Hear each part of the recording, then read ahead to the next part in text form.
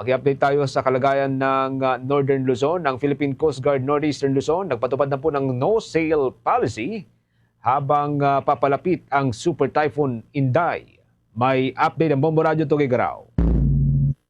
Naka-full alert na ang Philippine Coast Guard o PCG bilang paghahanda sa posibleng epekto ng Super Typhoon Inday sa Northeastern Luzon. Ayon kay Ensign Erica Faith Coloso, ang tagapagsalita ng Coast Guard District Northeastern Luzon, handa na sa paparating na bagyo ang deployable response groups na binubuo ng 58 teams mula sa Coast Guard Station sa Cagayan, Batanes, Calayan, Isabela at Aurora. Dagdag pa rito, nakapreposition na rin ang mga search and rescue assets ng PCG na re-responde sa anumang emergency na maaaring idulot ng sama ng panahon.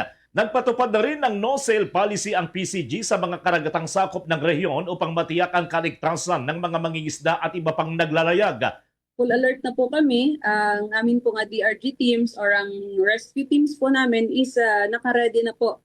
Ito po ay naka-strategically prepositioned na po sila sa mga areas po na makakaranas po ng ating mga pag-ulan dito po sa rehiyon natin, Kabombo. And yung mga floating assets po namin, land assets, it's operational po ito lahat at kaya po itong magbigay din po ng assistance sa ating pong kababayan. Samantala, kasabay ng pagtataas ng tropical cyclone wind signal sa ilang bahagi ng Northern at Central Luzon, tiniyak ng Cagayan Provincial Disaster Risk Reduction and Management Office na kumpleto na ang mga paghahanda. Ayon kay PDRRMO Head Cesar Puntapay, activated na rin ang Emergency Operations Center at bukas ay muling isasagawa ang pulong kasama ang Office of Civil Defense at iba pang ahensya upang suriin ang epekto ng bagyo. Sa kasalukuyan, wala pang nararamdamang hangin na dulot ng bagyo at maghapon na naramdaman ang mainit na panahon sa lalawigan.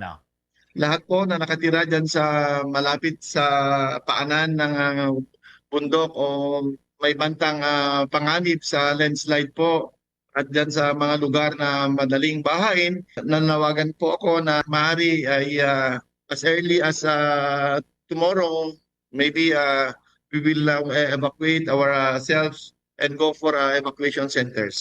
At yan ang balita mula rito sa Bombo Radio Tuguegarao. This is Bombo Radio Philippines, the #1 radio network in the country. Your trusted source of news and information. Basta Radio. Bombo!